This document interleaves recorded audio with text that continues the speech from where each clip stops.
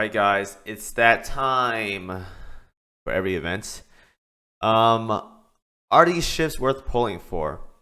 So if you guys don't already know, this collab has 9 ships total, 2 being new and 7 being old reruns. Now, for the sake of this banner being a rerun, I don't want to talk about the old ships because 9 ships is going to be a lot of things to talk about. So I'll briefly glance over the ones that were pretty old and the ones that are usable there. Honestly, the old banner, again, these ships were like what 2020, so a lot of them are very, very outdated. I believe the ones that are still holding decently strong is like Hanukkah and maybe Mary Rose. That's pretty much it. If you guys don't know, Hanukkah is probably one of the better BBs that came out around that time last year. So if we were to go to like battleships right here, I'm gonna show it to you guys. That's somewhere down here. I have the skin, so um, honestly, I think she gives like a heal or something, and she has increased damage against light armor. So actually, she's not that bad for mobbing. So if you guys have her, you guys want a battleship, she's actually very solid in that department. And Mary Rose, I never leveled mine up, so I don't know exactly what she's capable of, but I've seen a lot of people talk about her. From what I remember, though, she came out during the era where DDs were like kind of whatever. Like World 14 wasn't out, so you can't really build towards like being good for World 14. So pretty much, he has a crit barrage and then increased speed and evasion. That's pretty much it. Well, the for frontmost position, that's actually not that bad. So I guess that's all right. For 2020 ships, those are not bad, but there's definitely better options. The other ones, though, you can ignore them unless you really like them because it is a collab. Remember that. At the end of the day, the most important thing about this event is that it's a collab. So these are never coming back. We say that, but it's probably back eventually again. But again, just in case they don't come back for a third time, you can just pull from now. Anyways, though, the 2 new ships on the banner are going to be Tamaki and Luna. I bought the skin already for Tamaki, so and before this becomes an 18+ video, thank you YouTube for my gotcha pull video. 18+ because of it, so that's great. But let's go ahead and talk about these ships because I'm sure you guys have questions about them. So there's only 2 of them. It won't be a long video, hopefully. But let's go ahead and talk about both of them. Talk about them in jazz. So if you guys don't know, Luna, light aircraft carrier. At 120, we have 6,196 health, 0 firepower, 0 torpedo, 364 aviation, 309 on the anti-air, 174 on reload, 74 on the evasion, medium armor, 30 speed, 93 accuracy, 88 luck, 16 ASW, and 12 on the oil cost. Right across the board, straight up normal stats, for, as you can see, from a light aircraft carrier. Now, I will say, I think I said she was a maid like 2 days ago or something like that. Shrine Maiden, I'm sorry. I offended probably a billion people out there. I'm sorry. In terms of efficiency, though, we have 140 on fighters, 140 on torpedo bombers, and we have 100 for anti-air or ASW bombers. So these things are very, very interesting. I think they do like a little bit more damage. So it's actually very, very curious. Because the first efficiencies are 140 fighters, 140 torpedo bombers. That's actually really, really good. Third slot, though, anti-air is kind of whatever, but that's what most light aircraft carriers can do nowadays. ASW, though, I think that's like a little bit more damage. It's actually not that bad, not that bad. And because she's a collab ship, there's going to be no permastat, so keep that in consideration. Now, when it comes to skill, we have 2 skills here: Scholars, Ocean Investigation. Honestly, I can't remember last time we have ships with like 2 skills nowadays. I think the bare minimum is like 3, including all-out assault. So that's actually very, very skills. I think I can double check that in the game as of right now. Pretty sure it's going to have like a billion Luna. Yeah, so it's only 2 skills. So that's actually very interesting. I can't remember the last show that had like 2 skills. Maybe like pretty recently, but for me it's been a while. That being said, though, let's go ahead and talk about this ship. So, Scholars, Ocean, Investigation. When this ship launches, an airstrike launches an additional level 10 airstrike based on skills damage as always. And enemies hit by this special airstrike suffer a minus 3% anti-air debuff and take 10% increased damage from this ship for 6 seconds. So here's the thing. I'm gonna assume it includes this airstrike that she does her attack on, because if the airstrike has to hit in order for this ship to do more increased damage, and because she's an light aircraft carrier, she has to airstrike a second time. And I honestly don't think she's going to airstrike a second time within 6 seconds. Otherwise, that's going to be super fast. Even with her extra debuff right here, I think that's kind of weird. I don't know. I think that's kind of weird. Maybe she has to go like super fast, but I mean, maybe because of her second skill, but I mean, that's okay. I mean, it's like a damage Perseus, I guess. Not that bad, but she doesn't have preload though. Not that bad. We gotta look at her second skill though. So we're not gonna talk about the first skill because it's unaugmented, and you're probably gonna want to augment for Luna because that's what every ship should have nowadays. Their specific augment. Hunger After Work Plus increase the ship's aviation by 10%, and decrease this loading time of this ship's first 2 airstrike by 50%. So, yeah, she's just basically a cookie cutter airstrike debuff. The anti-air debuff is actually really good. Increased damage is nice too. But here's the thing. Because she's a light aircraft carrier, she doesn't do like the heaviest output for damage because she only has a 1 fighter slot and 1 torpedo bomber slot, and she's missing a 3rd like actual plane slot. ASW bombers might be some damage, but mostly for like submarine stuff. So I don't think she's gonna be like super game changing. She's gonna be waifu for like a lot of people, I guess, because like shrine maidens and all that jazz. But for the most part, though, 10% aviation is nice. The decrease of loading time means she's gonna be for mobbing as always, and anti-air means a little bit more damage, increased damage overall for this ship. It's just like, it's kind of like whatever. I mean, it's just a regular old carrier that does damage, like carrier. Fast, I guess. That's the good part. Like, she works really fast because first 2 airstrike. If the fight has to end within 2 airstrikes, basically. So just a fast wave clearing light aircraft carrier is how I see. Now Tamaki.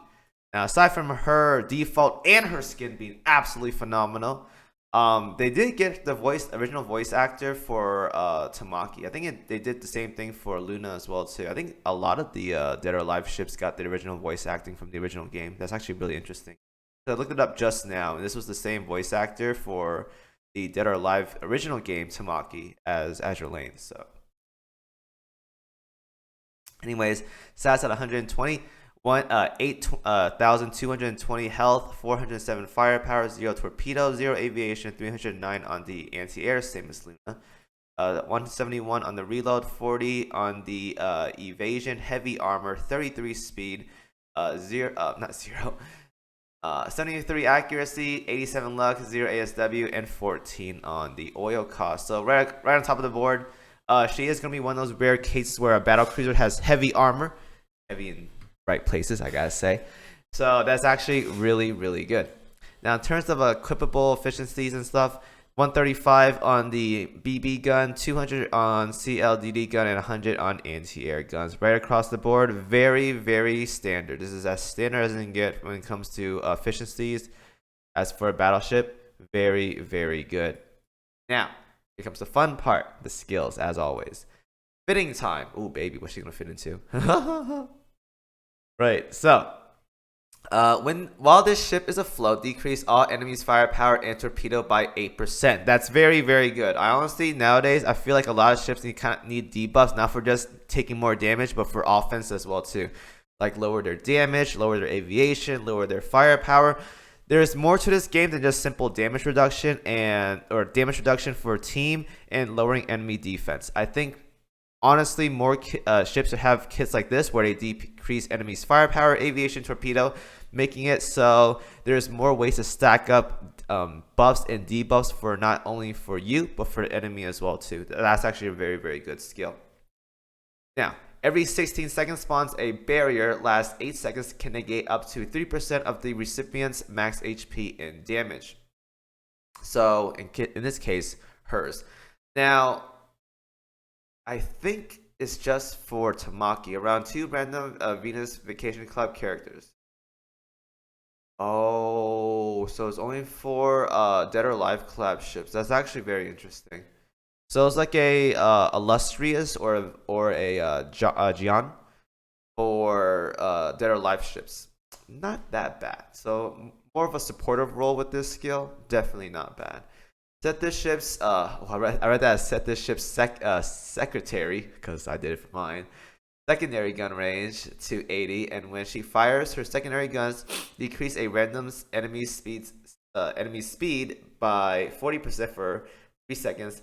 8-second cooldown between activations. So you're not gonna see this much in PvE. Honestly, most ships that do hit your backline or get close to your backline are probably gonna be suicide bombers.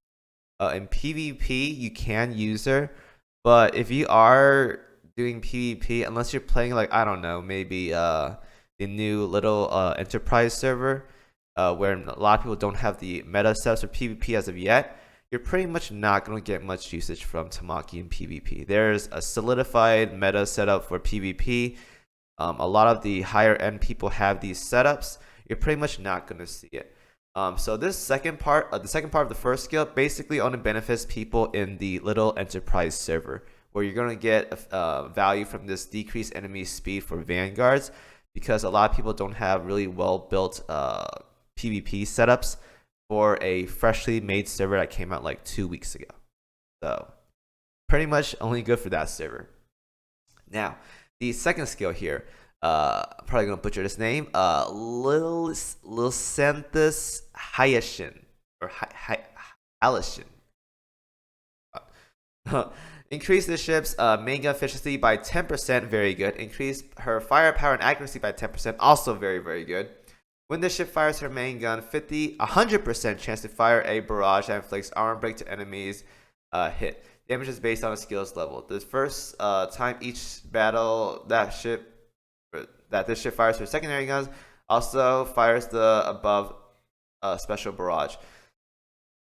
Ooh, that's actually going to be hard. Again, you're not going to get much value from that secondary gun proc. I mean, it has increased range. I don't know how long 80 range is. I mean, if 80 range can reach like vanguards, I think no. I think 80 range will make it so you probably can reach like some enemies if they pass like the line of scrimmage in the middle with this. So I do take that back. I think she can reach enemies that pass at least the halfway mark in combat. So you probably may see that to begin with. Now, in terms of that barrage, I don't know if it's out as of right now. It might be. Let me go ahead and take a gander real quick. If they do have the effects of the barrage, that'll be really good. Otherwise, we're going to have to work with nothing as of right now. So let me go ahead and take a gander of the barrage. Go to Tamaki. Go to down here. Here we go. The barrage is, can you guys see that? All right, so the barrage is, it's just like pellet gun. It's like a really bad Marco Polo barrage. But I guess it works out, I guess. I don't think it's going to be like super crazy. What are the modifiers on this? 180, 19, 19, 19, I mean, free damage is free damage. Can't really complain about that. Overall, though, I mean, she has good buffs. Battle Cruiser means she's gonna have like kind of weird stats. But in this case, honestly, for a Battle Cruiser, she has like a lot of BB stats, like high HP, heavy armor. She can use CL guns as well too. So I can't say she's like really bad. But the barrage right here, kind of questionable, but she has good range with the secondary guns, so she may proc this multiple times. Overall, though, what I really like about her kit are going to be the first skill right here, where she lowers the enemy's firepower and torpedoes by 8%. That's really good. At least to me, it is really. So takeaway here, again, I don't want to like put these girls in like super fleets because these are collabs or whatever.